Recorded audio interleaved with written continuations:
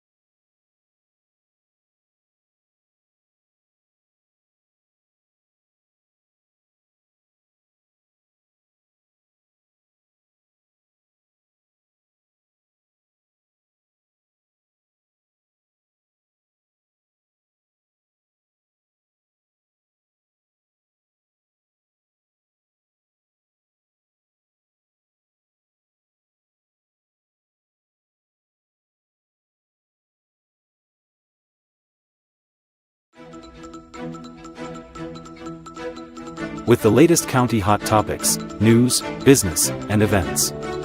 It's time for Spotlight on Cumberland County. Now let's join our host, Commissioner Victoria Gretsch, Lods.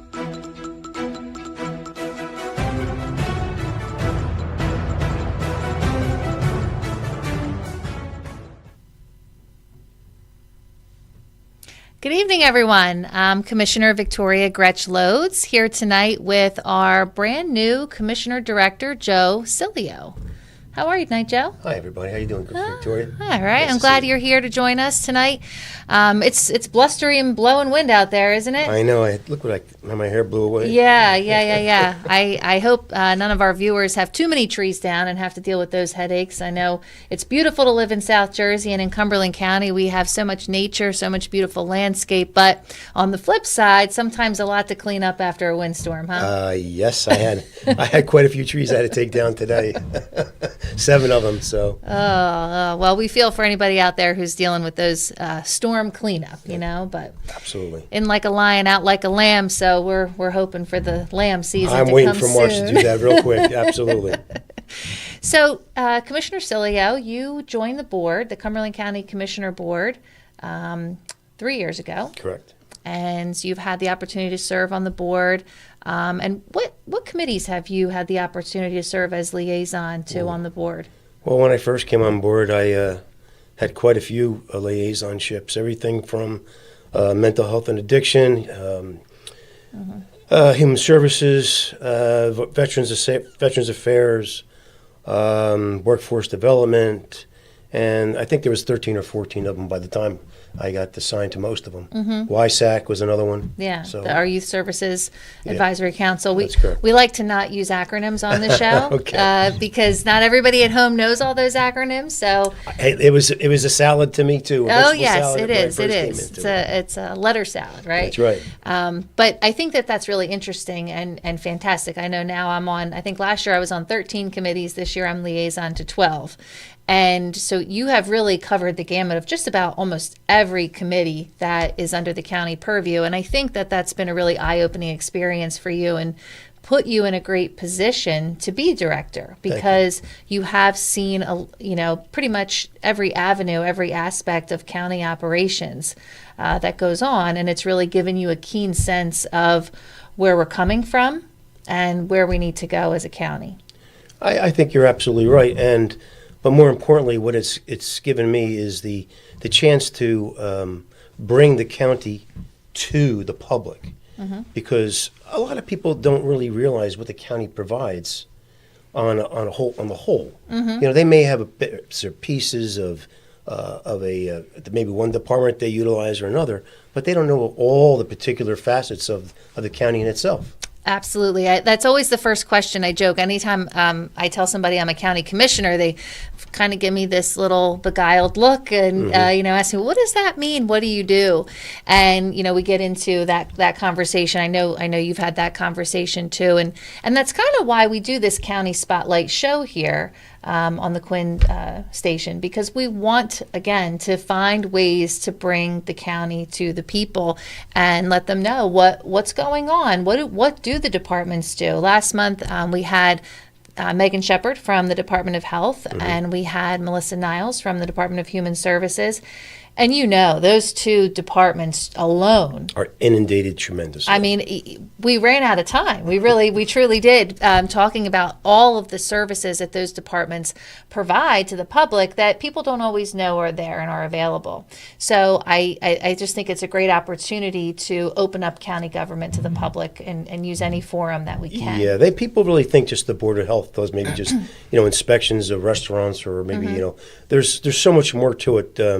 When I got on the board, they don't realize that you're talking septic systems, you're talking about waterways, you're talking about possible cleanups and Dumping, spills and sure. dumping. We had one instance where we found a mountain of tires that were being loaded in an area, and that had to be cleaned up because of the mosquito levels. And what they don't also realize is that the Mosquito Commission is also part of the Board of Health, and everything is basically a mixture once you get hold of everything. But it's not, you can't just compartmentalize it and put it in silos and say, this is the Board of Health, this is the Mosquito Commission. It doesn't work that way. All of our agencies do a really good job of kind of working together. And I think it's in part and parcel because of things that commissioners like you do, that you're involved in so many different committees that you're able to kind of bring that information from one area to another. And it's fantastic. And all of our directors that we have work really well together.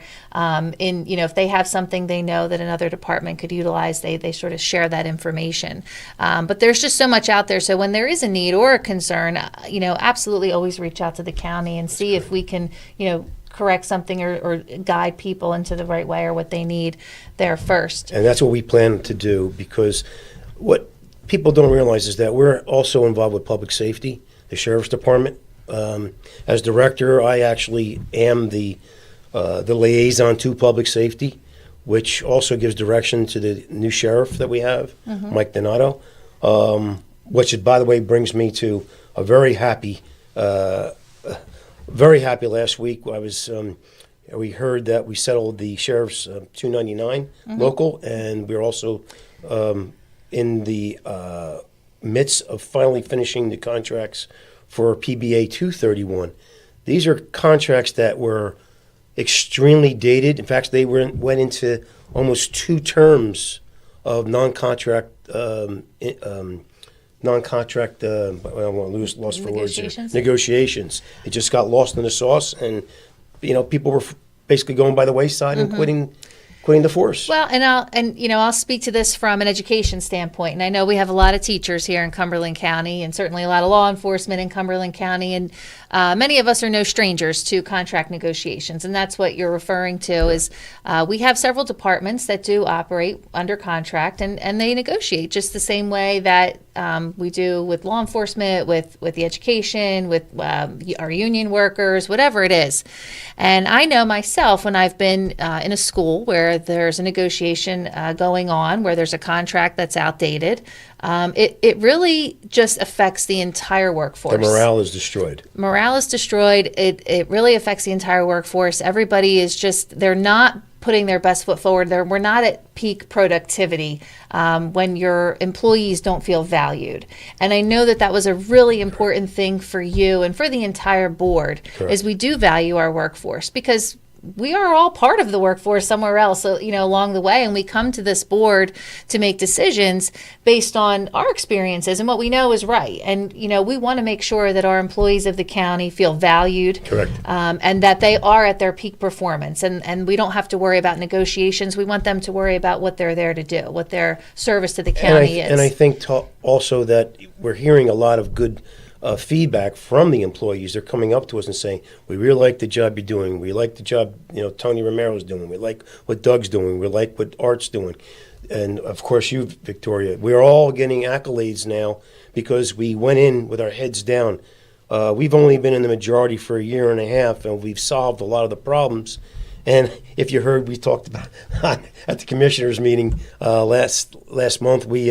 I kind of spoke and basically put us in the store manager's position, in a store. And be honest with you, there was a lot of cleanups on different aisles, aisle 1, 2, 3, 4, 5, and we've had our head down.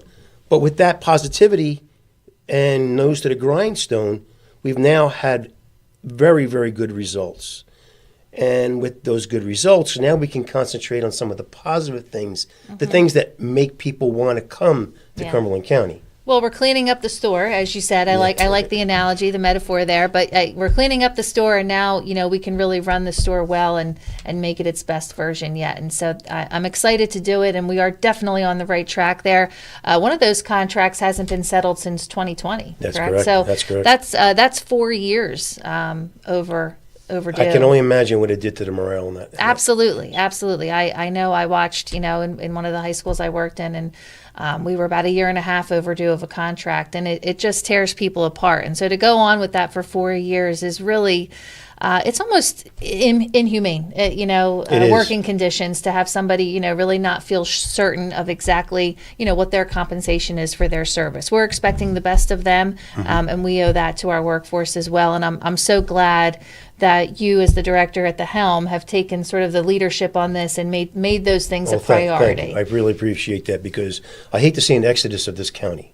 And that brings us probably to another subject matter, is keeping the jobs in this county. And when you create jobs that are decent paying jobs, people want to spend money and live here in this county. We are also getting involved, and I'll let you move to a subject matter, but recreation. That's one of your pet peeves, and maybe we could talk a little bit about that as well. Sure. Well, what happens, did you just flip the script on me, Joe? Are you now going to interview me? Yes, we could do that too. Yes, absolutely. Okay. I like that. I like that. Listen, all of these things, like you said, with the departments, right? Everything goes hand in hand in Cumberland County, and in government, right? And I've worked at different levels of government, and you have to understand how everything works together. Your federal government works with your state, works with your county, works with your municipalities, works with your school boards. Everything has to kind of work in synergy to really create the best product for the people. I mean, that's sort of a, part of democracy, A good right? example, of that is Public Works. Right. When you have a county road and a municipal road, they have to work hand in hand. Just say snow removal in itself. Right. You have to have two crossings. One's a county road, one's a municipal road. You both have to work hand in hand. I mean, simple things like that people don't realize. Why don't you just plow my road? Well, it doesn't work that way.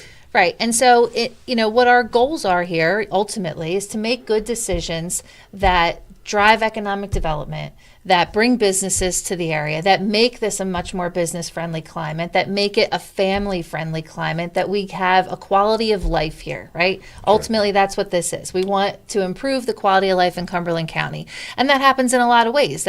We want to make sure that you have jobs that are good-paying jobs, that are careers. We have to make sure that those businesses come here that provide that they have their contracts.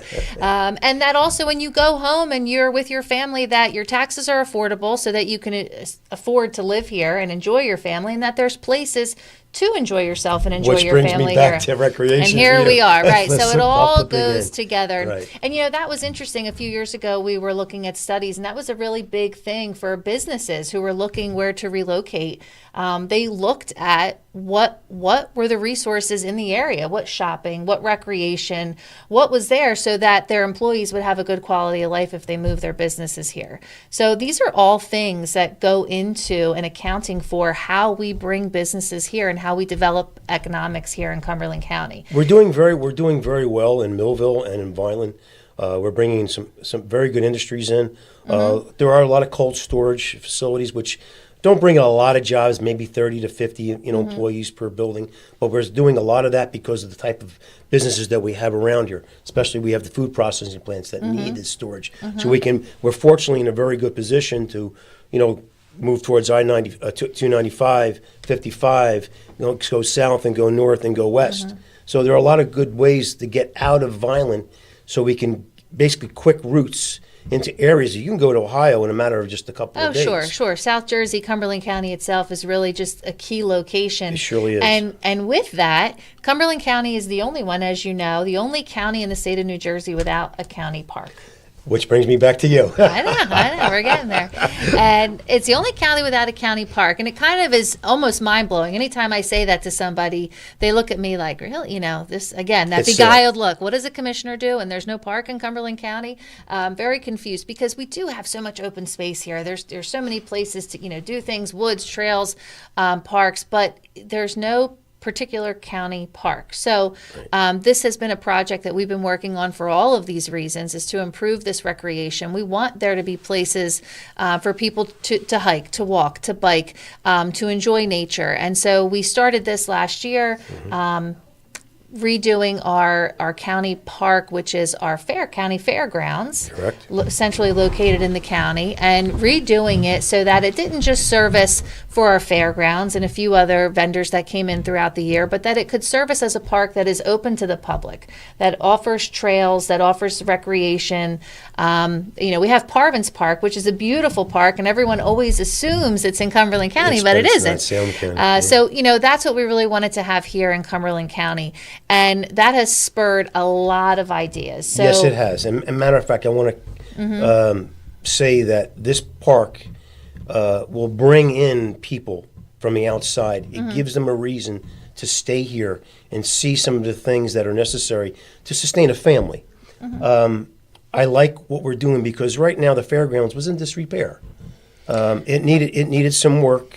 It gets upkeep, but it really didn't have the funds that were appropriated to it. So we have $2.5 million. Well, the county just took it back. Yes, we did. The county fairgrounds was under the purview of our fair committee, which does a fantastic job. I have to say, it's the oldest running fair in the state of New Jersey. Yep. So I think that's such a shining star for them. They've done a tremendous job to keep it going for so long. They always keep it as such a popular event, but they're always working so hard on the fair. And some of that infrastructure did need improvement, as well as we have 4-H that's out there and utilizes the facility so much.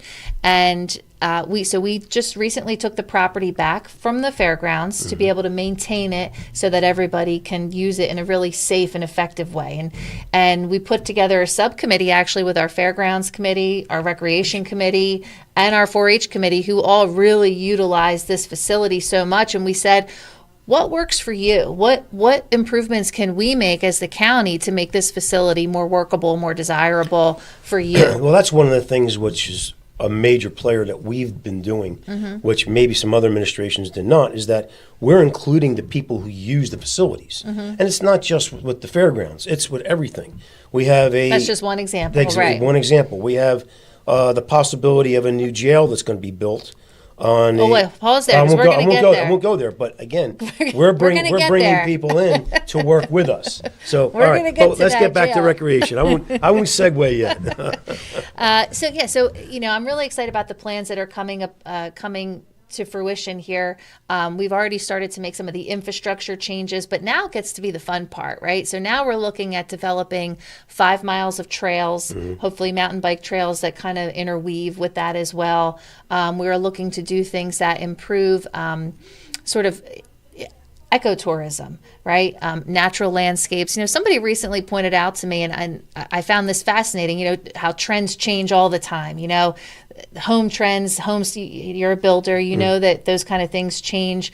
Now everybody wants, black windows, and there's always things that happen in development, right? Building, engineering, architecture. But the one thing that hasn't changed is actually landscape architecture hasn't changed since World War II. And when you think of it like that, it's kind of mind-blowing, right? So there is a big push for natural landscapes, and we're trying to bring that in, maybe have natural outdoor classrooms at our county park. And also preservation, maybe, have things that attract different, like bluebirds or different butterflies or, the bees, and have 4-H work there. And there's just so many creative ideas that are coming that are sort of, I want to say, erupting right now, because it is exciting. You make a great point, because we have a lot of preservation in the county now. I mean, if you go down towards down township, you have the wildlife preserves, the bird paths, those types of things that are out there. And with economic development, there's got to be preservation as well, because you want to have both balanced out, and that's very important. Being in the steel industry for 42 years, I've built many, been involved with many buildings, everything from Manhattan to maritime type industry. The subject matter I've been through with all different types of building is tremendous. But what's important is that when you build a building, you've got to make it so it lasts and looks appropriate to that ecosystem. And a good example of that, and one that just comes to my mind because I always pass it every day, was in Vineland when they built the Wawa on Main and Landis. It's not the typical Wawa that you see every day. It's a little more towards the design, a little bit more of something that is fit for the architecture in the area. And these are the kind of things that should be looked at when building a building, not just these boxes that they put up these days. Absolutely. Yeah, I mean, if you're in an industrial park, it's one thing. You need keeping in with the space. aesthetics and with the tone of the area. That's what keeps Cumberland County so beautiful. Well, I came down here in 1979 for the first time in my life, for the first time. And I looked at it and went, wow, this is amazing. Well, I'm glad that you went there. We'll take a little break from recreation, but tell us a little bit about yourself. You are the new commissioner director. Correct. You were you've served for about 3 years on the board. This year is your third year, Yes. and you were sworn in as director in January. So you're at the helm of the county, of what direction the county is going in under your leadership. So tell us a little about who is Joe Sileo. I graduated in 1977, a long time ago. I don't like to even use that number anymore. I wrestled. Lucky sevens, right? Yeah, I went to Glassboro State College. I wrestled there for a little while. With the books, right? Yeah, with the books. Well, especially with the books.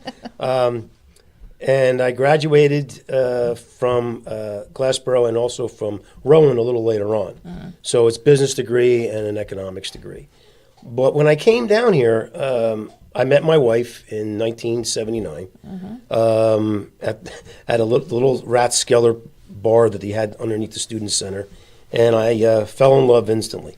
But after I fell in love with her, I fell in love with the county. I was amazed how beautiful this place was.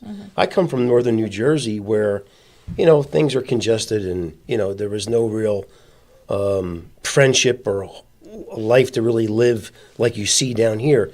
People down here don't understand the camaraderie that they have.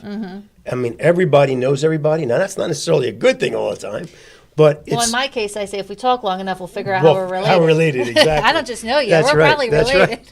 Right. Well, I know you and I are not. Yeah, right.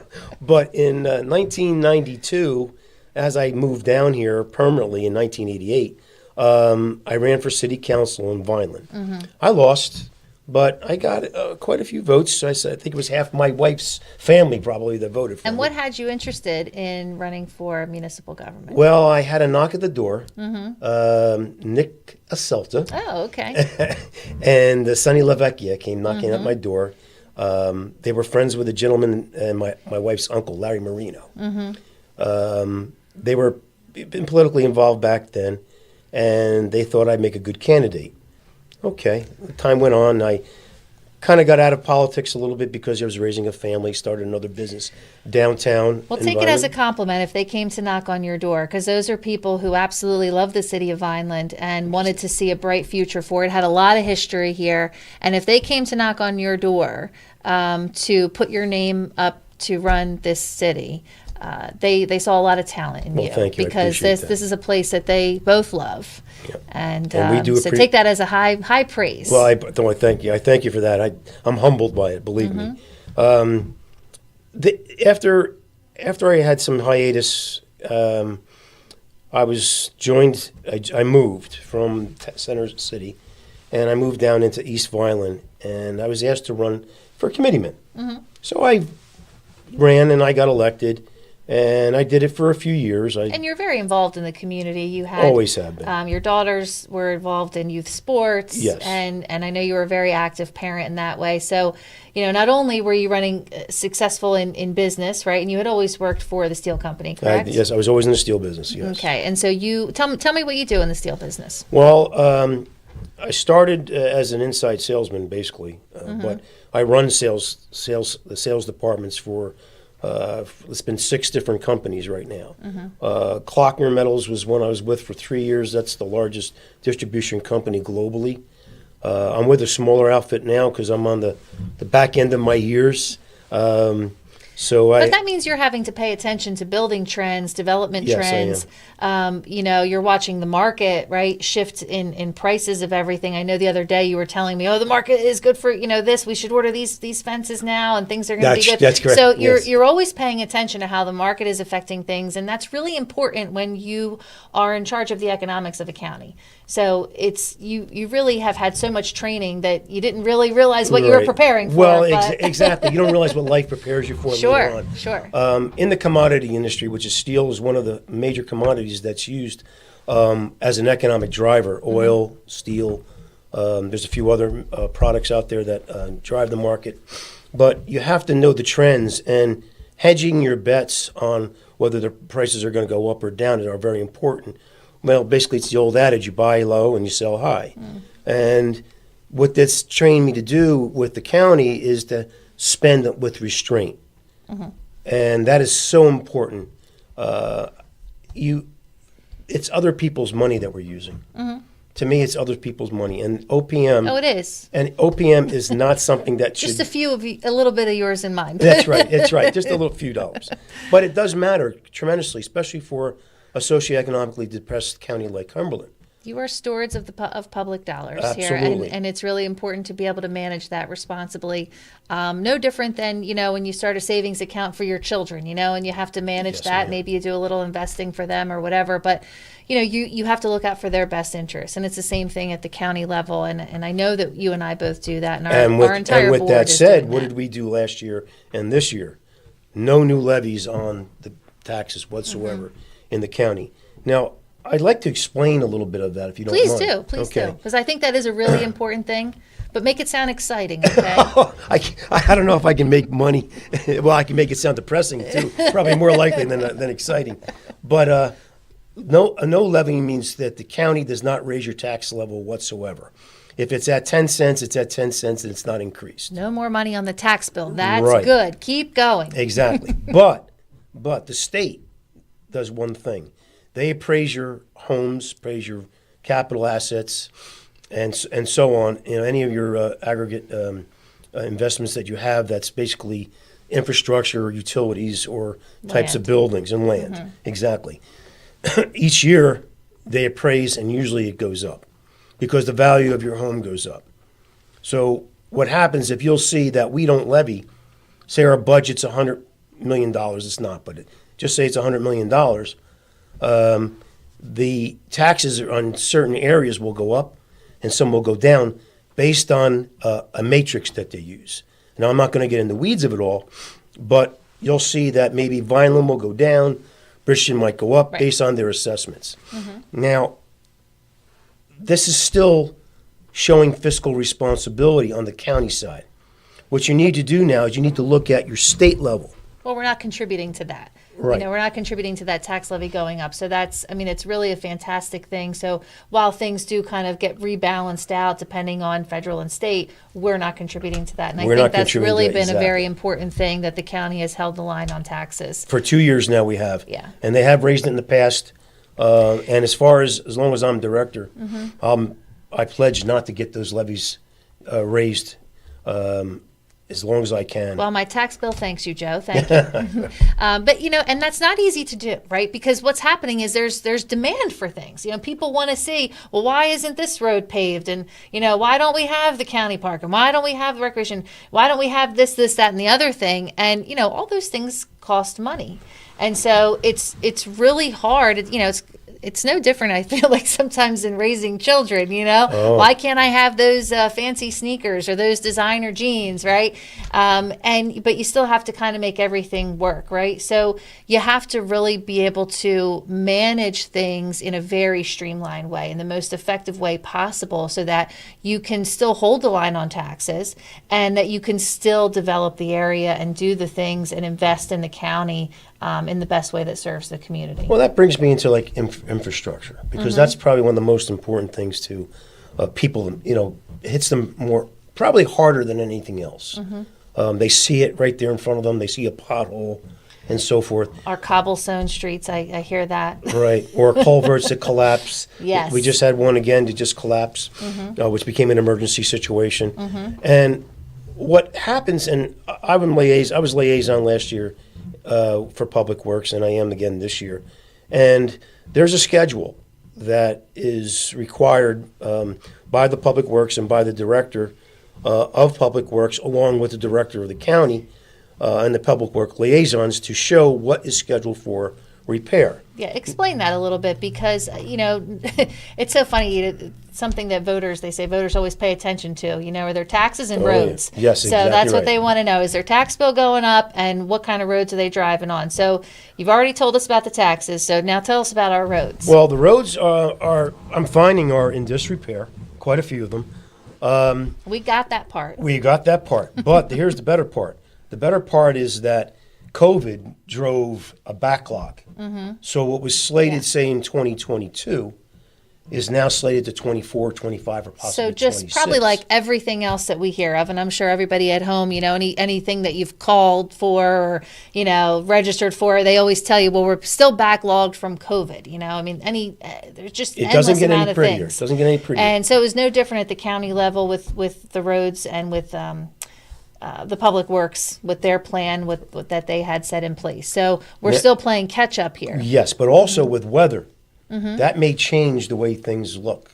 So if a Certain road's, things have to jump and be an emergency situation. Exactly. Like we got a call on Garden Road on an area that major disrepair, and that's seeing a lot of the industrial complex, the industrial park usage now. So the more usage on a road that may have not have been necessarily paved to adequately to take that particular traffic, now seeing a lot more damage than usual. Along with the heavy rains that we've seen, there's underminement of the roads itself. Sure. So this is something now gets moved around a little bit. We move closer. It also has to do with economic development. If you have an industrial park going in or some type of development in an area, that kind of gets pushed forward because you need to move that so that development can move on. Right now, we see some of the highways. For instance, I'm sure everybody's seen this development on 55, which is not a county road, but on 55, you're seeing pothole repair. The state is now being warned that pothole repair. This is what we're doing right now. We're going in and we're repairing this and putting a Band-Aid on this, so forth, just to make sure that safety is maintained. Well, I know I've had so many people ask me about, when you're getting off Route 55 at exit 26 there, and they're like, what's going on? What's going on? But they're waiting for, I believe, a beam to come in. Is that what's happening Something over there? to that, yes. Yeah, so everything is backlogged, and we hear this all the time. But, wow. It's public road. So the culvert, we did repair the South Avenue culvert. We have that. We're waiting on SHPA and the Army Corps of Engineers. We've asked the congressman and the senator to try and expedite that even further because that's been sitting. We even paid an expediting fee to the state to get, I think, environmentals done. We also have Nab Avenue that we're working on right now. Nab Avenue is a very interesting concept because it's going to create a thoroughfare that will create a quicker delivery to, say, the New Jersey Motorsports or the Millville Executive Airport. And that's another subject matter altogether if we want to talk about that today. Well, let's talk about that. We're going to take a short little break. Okay. We do have a message from some of our sponsors, and then we'll get right back to it. Very good. Thank you, guys. Allen Associates is a family-owned and operated full-service agency, managing a broad base of clients in the New Jersey area. Allen Associates has been a leader in health benefits and financial services including health, prescription, life insurance, pension, 401k plans and estate planning. With more than 60 years of experience and a staff of highly trained and dedicated professionals, Allen Associates is noted for its ability to build strong, long-term relationships with our clients and the communities we serve. Give them a call today at 856-692-2250. Allen Associates, your complete health and financial services, Vineland, New Jersey.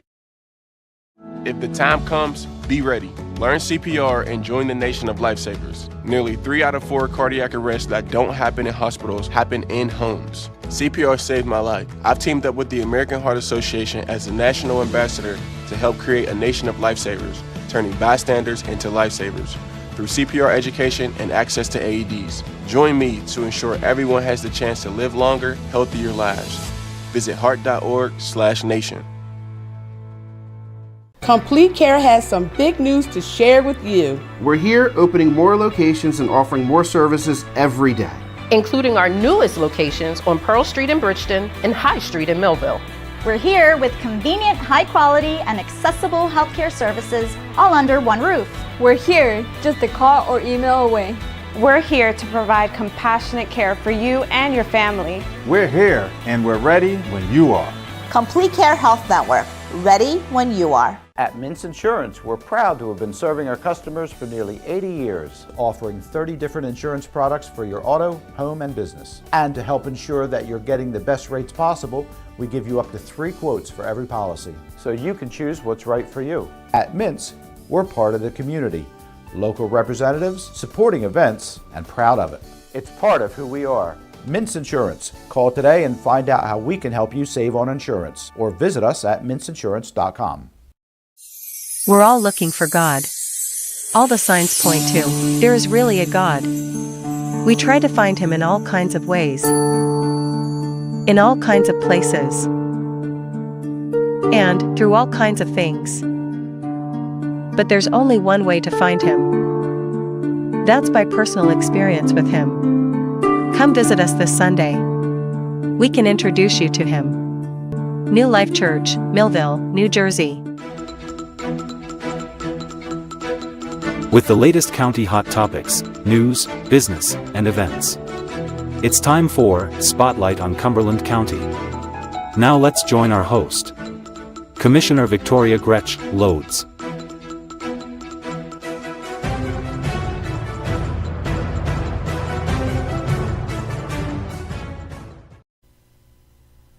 Welcome back, everybody. I'm Commissioner Victoria Gretsch Lods here tonight with our Cumberland County Commissioner Director, Joe Sileo. Hello, Victoria. Hello, everybody. And we're discussing Joe has been on the commissioner board for a few years now. This is his 3rd year, and he is now director of the commissioner board. And we're just discussing what direction he would like to take the county in under his leadership.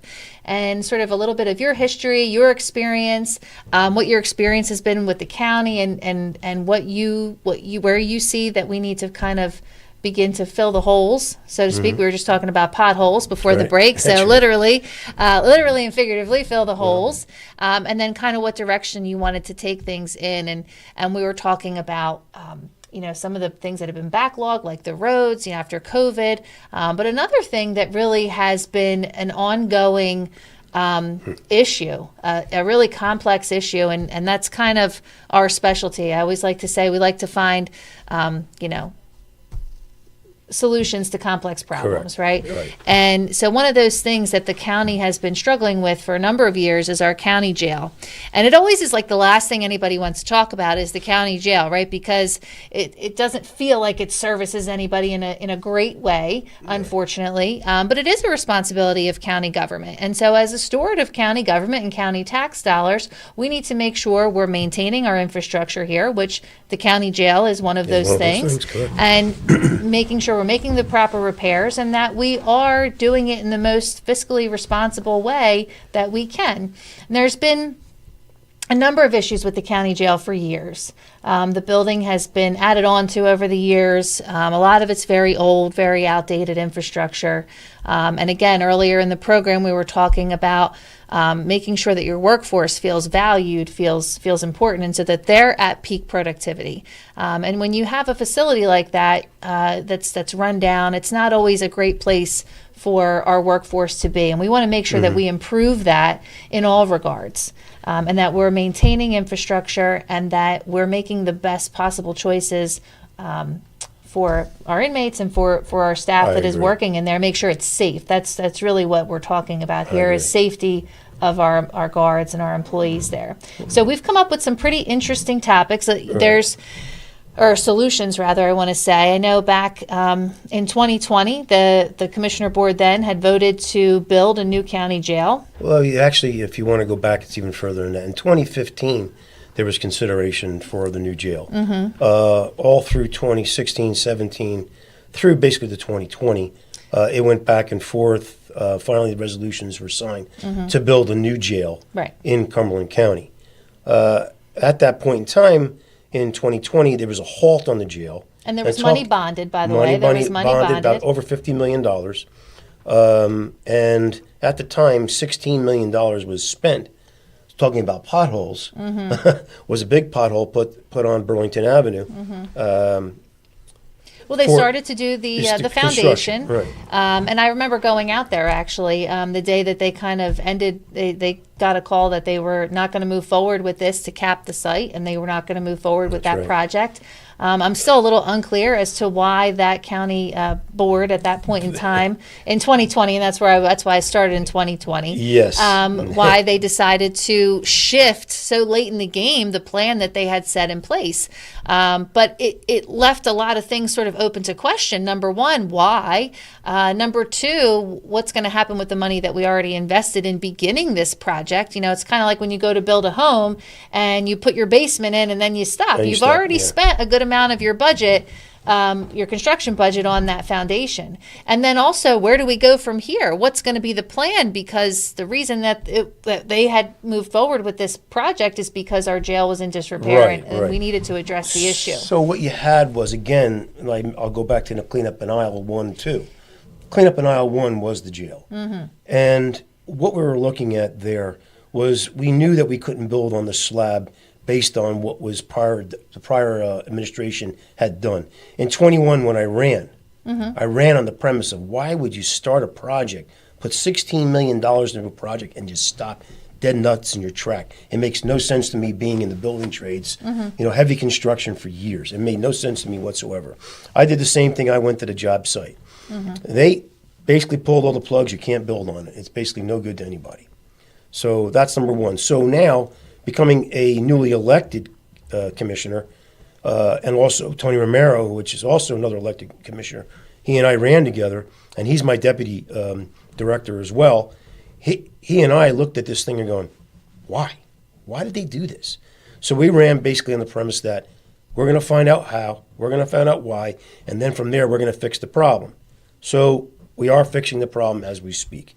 What we have done is, one, use the annex in our jail now. Well, let's explain. There's a couple different pieces of our jail. Yeah, there's the old jail, the new jail, and the annex. It's been kind of added on to in different stages. And so the old jail and the spaces. new jail are not in good condition, and it doesn't meet a lot of the new specifications used for Department of Corrections facilities. There's line of sight as opposed to direct contact. There's so many different things. You're getting in the nitty gritty now. I'm getting in the weeds, and but I want to do that. But I guess the point is this: it does get complicated. It does, and it's not a simple solution. I'm sure a lot of people might look at the jail and say, okay, well, just knock down that old part and move forward with the newer parts. Well, that was the intention. Everything goes through that old That was the intention. They were going to build a whole new jail right in that premise. On that premises, but so. That wasn't possible because it would still cost a lot more money, and we still needed to leave the court existing and so on. So in my research, I found a gentleman as our new director, Chuck Albino. And Chuck Albino, fantastic guy, by the way. He's the new director of the Cumberland County Jail. And Chuck, I marvel at him, quite honestly, because his job is so multifaceted. I hate to give him a little plug here, but I'm blown away by what he does on a daily basis. He's dealing with a building that requires a lot of attention. Everyday maintenance. He has a workforce in there that's been struggling and grappling with a contract for 4 years.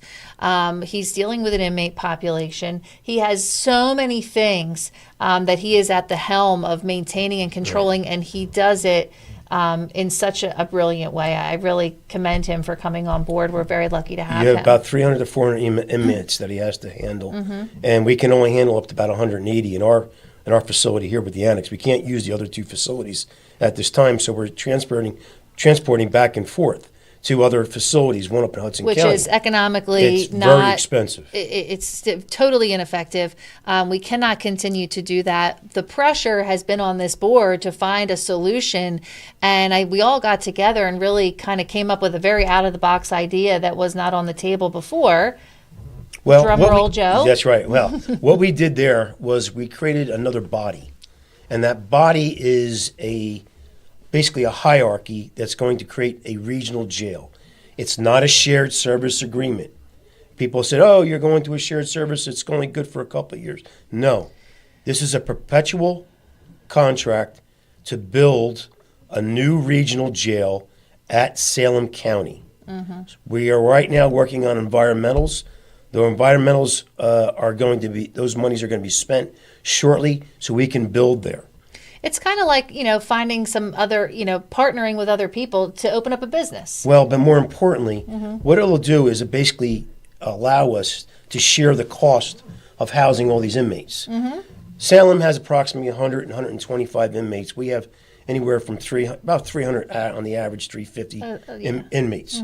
If you take the 2, okay, we can then share the cost. Of course, we would be spending, more, but we still would be saving the cost because you don't make money owning a jail. It's always a costly thing. We're just reducing the cost. Just finding the most cost-effective way to do it. So Exactly. Salem County does have a jail that was in need of some attention as well. Right. And we were in need of a place to build, and also They have the land. Right. And so they have land, so we are adding on to their jail.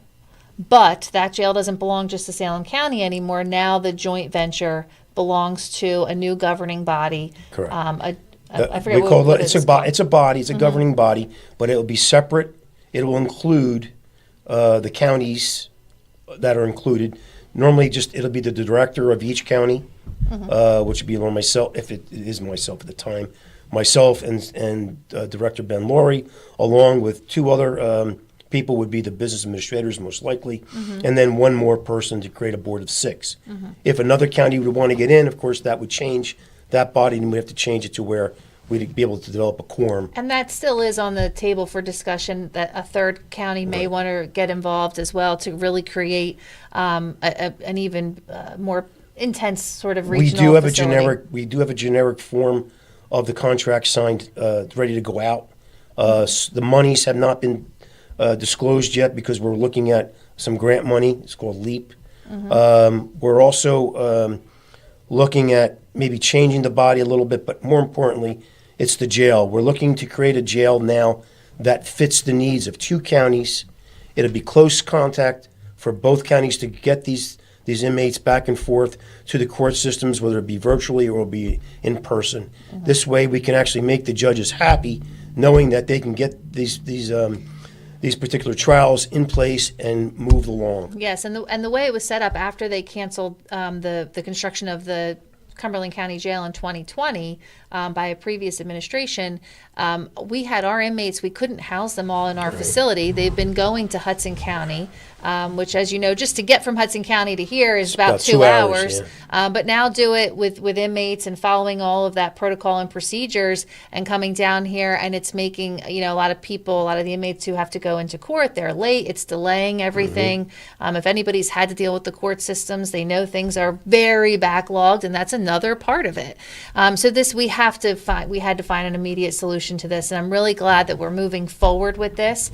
And also, I don't want to take away from how much really research and development and education went into this for all of us, studying and learning what were the trends in the jail business. Victoria, it's funny because I knew very little and now as director, you're also head of public safety, and I knew nothing about this particular industry. Before you came on board, the homework that I had to do, along with the other commissioners, was tremendous. But also to understand the mentality of what goes on in a jail. I appreciate a lot of the Department of Correctional officers that have come forth, spoke to me, spoke to the other commissioners. They give you another insight of what these people are thinking. And when you Well, this is your chance to thank them. I thank you tremendously. I do, and you can hear it in my voice. And that's all the whole part of this is communicating with, going to the people. I think that's kind of been our theme of the night, really, is, how we kind of go right to the people to get that feedback that we need to be able to govern responsibly in a way that reflects the population we serve. We're going to talk a little bit more about some of the other ways we've been going to the people in a few minutes, but first we're going to take a short break. Commissioner Victoria Gretsch-Lods with Commissioner Director Sileo. We'll be right back. Allen Associates is a family-owned and operated full-service agency, managing a broad base of clients in the New Jersey area. Allen Associates has been a leader in health benefits and financial services, including health, prescription, life insurance, pension, 401k plans, and estate planning. With more than 60 years of experience and a staff of highly trained and dedicated professionals, Allen Associates is noted for its ability to build strong, long-term relationships with our clients and the communities we serve. Give them a call today at 856-692-2250. Allen Associates, your complete health and financial services, Vineland, New Jersey. If the time comes, be ready. Learn CPR and join the nation of lifesavers. Nearly 3 out of 4 cardiac arrests that don't happen in hospitals happen in homes. CPR saved my life. I've teamed up with the American Heart Association as the national ambassador to help create a nation of lifesavers, turning bystanders into lifesavers through CPR education and access to AEDs. Join me to ensure everyone has the chance to live longer, healthier lives. Visit heart.org/nation. Complete Care has some big news to share with you. We're here opening more locations and offering more services every day, including our newest locations on Pearl Street in Bridgeton and High Street in Millville.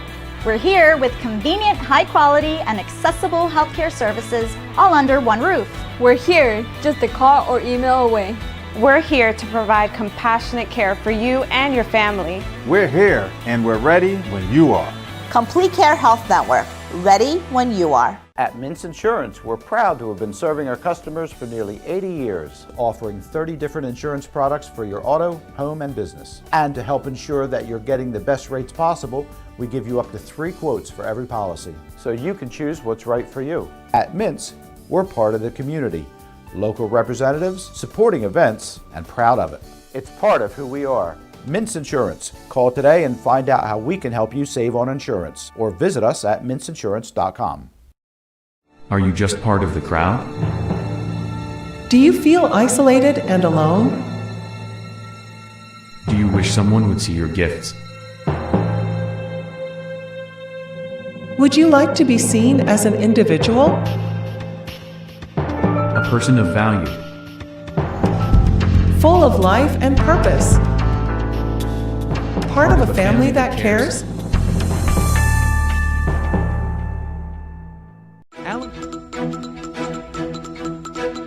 With the latest county hot topics, news, business, and events.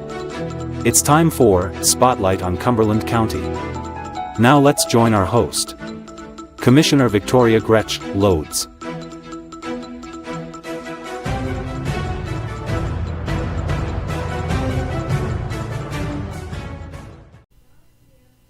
Good evening, everyone. I'm Commissioner Victoria Gretsch-Lods, and I'm here tonight with Commissioner Director Joe Sileo. Hi, how you doing? And we're talking about what's going on in the county. Joe is our new director of the Cumberland County Commissioner Board, and seeing what his experience has been and what he envisions for sort of leading the county under his directorship, I guess. Directorship? Leadership. Okay. But we've really talked about a ton of things so far. We've talked about what's going on with the jail. We've talked about recreation. We've talked about different things that are spurring economic development here in Cumberland County and how so many things go hand in hand.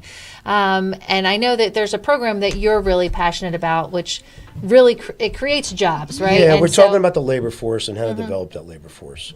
And there's one project that's happens every year that workforce development gets involved in, and that's the Wawa summer program. And it allows kids to get out there, get trained by Wawa, and give them jobs throughout the eastern shore of the county. I think it goes out to Ocean City, Wildwood, yeah, and a few other. I work now at Millville High School. I was at Bridgeton High School, but we bus kids all the way down to Millville through the program. I think that's to Wildwood. I think it's a wonderful thing. Number one, kids need exposure with today's schools. They need exposure with money. They need exposure on how to handle a business. And Wawa does such a great job of showing an organizational structure. Absolutely. Organizational structure, best practices in a business. They do a fantastic job with that. It gets kids to have, their first job for a lot of them. It empowers them for transportation to the first job. I have so many kids that I work with, and they say, I want a job. These kids, we like to say, these kids, they're lazy. They're not. The kids that I work with, they want to work. They want to get to work, but they don't have transportation. They don't have anyone to help them. So they're looking, what's in a 1 mile radius for me that I can walk to, and it is limited sometimes. So this really does open up a whole other world to them, and I'm so glad that the county is able to partner with this program that puts our young teens to work, hundreds of them around the county, and most of them their first jobs, and really gets them started in a really good organizational structure. And as an educator, you know better than I do, to be honest with you, that these kind of programs help kids in the future. It gives them some type of avenue. Right, and then we're talking about scholarship money and everything else. Exactly. Which leads me to RCSJ. Well, let's talk about that for a moment. Yeah. We, the Vineland High School. Vineland High School, yes. They just recently became, this past month, one of 4 collegiate high schools in the state of New Jersey. And this was a special grant program through the state of New Jersey. Our high schools, for the most part, do have early college programs where we are graduating students from high school with associate's degrees. That's right. Which is remarkable, truly, to have these kids, already on their way to they're a college lot smarter degree. Than we were when we they're so far ahead of the game. It's amazing, Exactly. and those 2 years are done, and they haven't had to pay for them. Kind of shaves some money off. I was so enthralled to see how many kids took advantage of that. But and were able to. With the collegiate high school model that Vineland was just awarded for, and again, one of 4 high schools in the state of New Jersey, and that's huge that we have that right here in Cumberland County. And that's the thing, a huge part of this job, and I've always said this with public service, is advocacy. Advocacy for the people you represent, advocacy for the place that you are representing and serving. And this is just incredible that we got Vineland this scholarship, this grant funds. So now the students will actually have RCSJ in the guidance office guiding these students on college choices and options that are out there, but they don't have to do the full associate's degree. They don't have to engage in the full early college program. They can go into the trades, and that's another thing too. Well, they can just take a few courses. And the goal of this and is... the funny thing is they can also go to the School of Advanced Technology and Manufacturing, which is another way for them to move in another direction. Not everybody always is college bound. And you are absolutely right. And this is something that I know. I've worked with Dr. Fred Keating, who is the president of RCSJ, Rowan College of South Jersey, formerly Cumberland County College, one of my alma maters, that and Rowan University. But RCSJ took over, and I know everybody was a little like, what's going to happen here? Is this going to take away, our autonomy as our county college?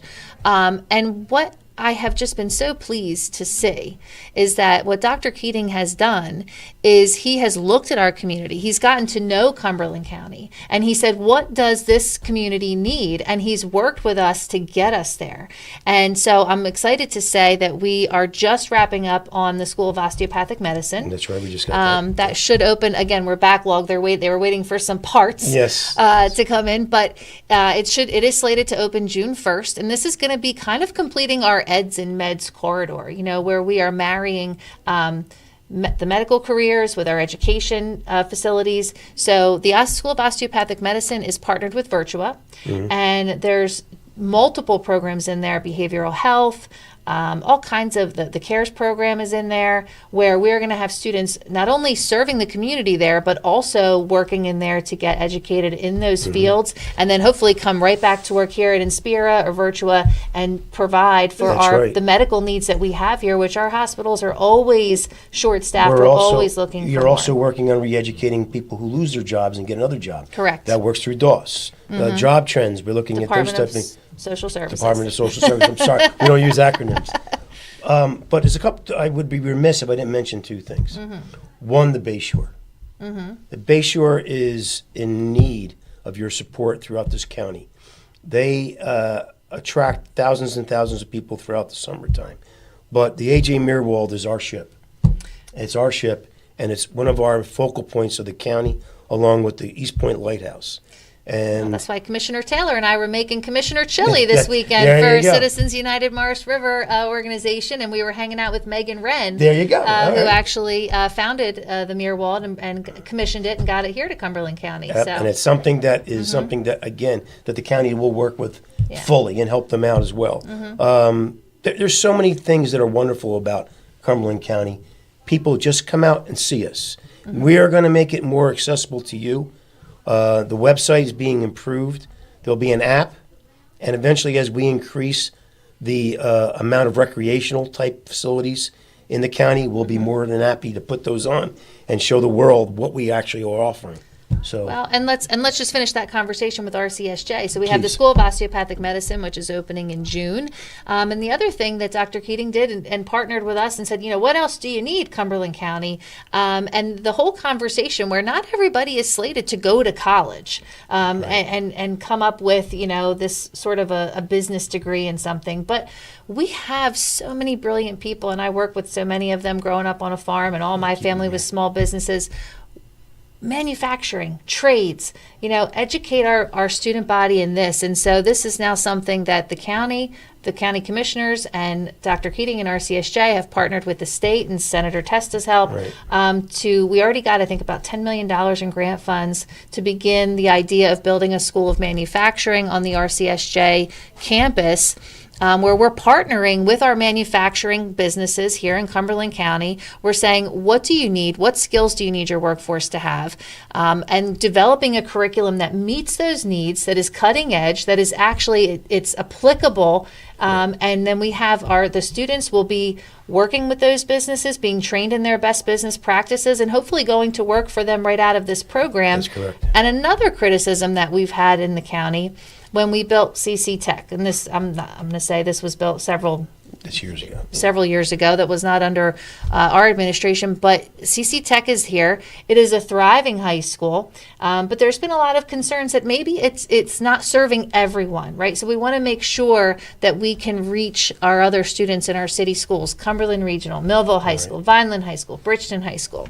And the School of Manufacturing will do that. It will allow for that sort of that old model that we were used to. It'll be ancillary to the tech and other schools. Well, it'll be used by the tech. The facilities will be used for a lot of things. It'll be used for the tech. It'll also be used in the afternoons when we have students coming from our city schools coming in for the vocational program. They'll be able to use it, and we'll also be able to go back to workforce development, use it for our workforce development courses and training as well. And so I'm excited. Since you brought up workforce development, one more thing. Yeah. We have to start bringing other industries into this county. We've done so. We've brought them in.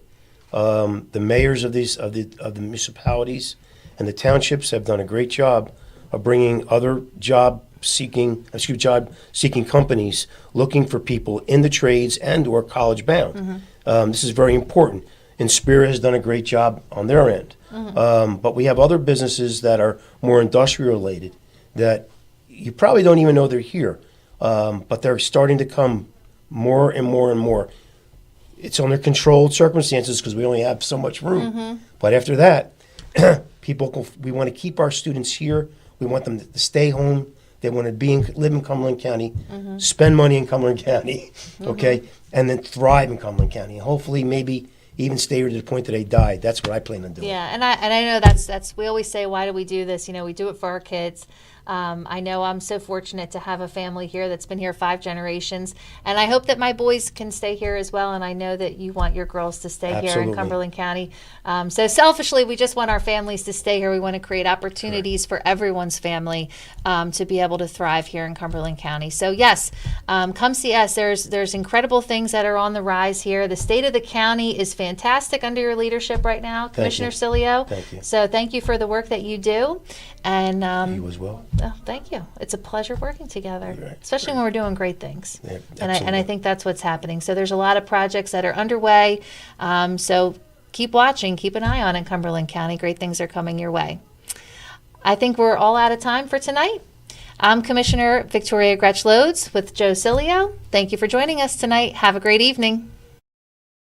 This has been a QBC television production, in association with our partners and sponsors. QBC broadcasts on Comcast Cable Channel 22, and live streams its programming on Facebook and YouTube. All rights reserved by Quinn Media and QBC, programming that serves the South Jersey market.